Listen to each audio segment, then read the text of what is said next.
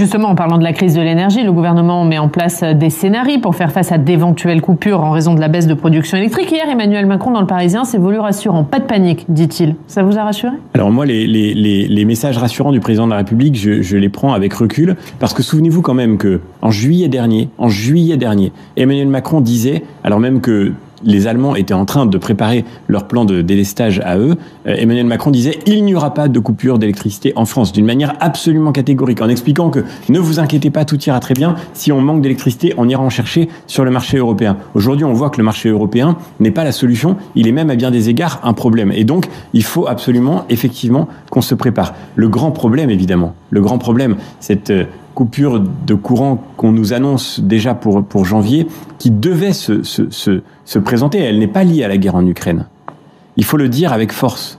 Il y a 2 ans, au Parlement européen, j'avais dit que nous connaîtrions des coupures d'électricité en Europe et en France en particulier. Pourquoi ? Parce qu'il suffisait de regarder l'incurie de nos dirigeants qui ont baissé la production d'électricité pilotable depuis plusieurs années sans rien construire, sans investir, sans produire de solutions qui puissent compléter ce qu'ils étaient en train de retirer au réseau. On a fermé Fessenheim et on n'a rien ajouté. On peut faire de l'éolien et de solaire autant qu'on voudra. On peut même couvrir la France d'éoliennes.